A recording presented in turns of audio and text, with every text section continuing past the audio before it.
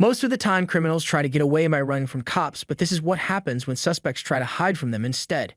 No, come on. Let's go. In this video, we'll cover 5 examples of this, starting with Amarian Graham and Anthony Bland. On October 19, 2022, in Port Washington, Huolulai, an Ozaukee County Sheriff's deputy, tried to pull over a vehicle that was speeding down the highway.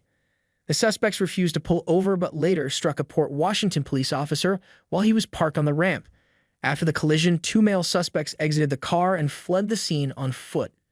The 2 suspects then ran into oncoming traffic and across a 4-lane highway to get away from the officer. Hands! Stop running! We're doing the Ozaukee 2 running onto the highway! Stop running!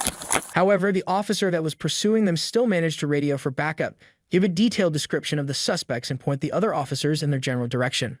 One's got a gray hoodie, the other one's got a purple, and they're both in sweatpants. Moments later, the officer stepped into another squad car to search the area. Advisor squad that may be heading back southbound and possibly drop to the median. Copy, heading towards clear. The officers apprehend Anthony, then interrogate him to try to find out more information as well as the whereabouts of Amarian. We don't know! Put your hands out! Who else is in the car? I was just trying to get back to my phone. Where did the driver go? But as the conversation continues, it becomes more apparent that Anthony is dazed and perhaps has a concussion. The cops reassure him that an ambulance is on its way, then question him further. Where do you hurt? My whole fucking body hurt. We need to know who else was in the car. If it was just you, that's fine. But we need to know who needs help. Where's the other guy? Shortly after interviewing Anthony further, a woman reported to police that there was a man hiding on her porch. So police officers went to the woman's house to investigate and found Amarian hiding on the back porch with a flower pot on his head. Put your hands up! Do it now! I know you're not a plant. Slowly. Stand straight up.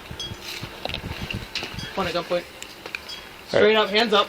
Hands up. Drop that. Turn around. Turn around. I got him. Hands behind your back.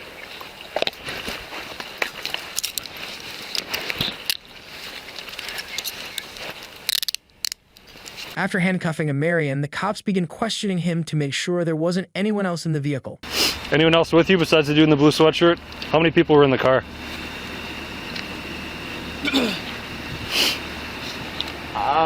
We got to make sure no one else is hurt, so we need to know everyone's accounted for. So how many people were in the car? We already got the other dude under arrest. I can't even breathe. You start asking me questions. How many people were in the car? Law enforcement then went back to the scene of the crash to search the vehicle. Inside, they found 2.6 grams of marijuana and a handgun. On the exterior of the vehicle, the cops also discovered bullet holes. Upon further investigation, the officers discovered that both Anthony and Amarian were convicted felons and neither of them had a permit to own a handgun. Amarian was charged with first-degree endangering safety, eluding an officer causing bodily harm, possession of a firearm, bail jumping, resisting / obstructing an officer, and possession of THC. His bond was set at $50,000. Anthony was charged with possession of a firearm, resisting / obstructing an officer, and possession of THC. His bond was set at $25,000. The cops were able to find these guys quickly because their hiding spots were terrible. But what happens when officers come across a suspect's hiding spot that's a bit more clever?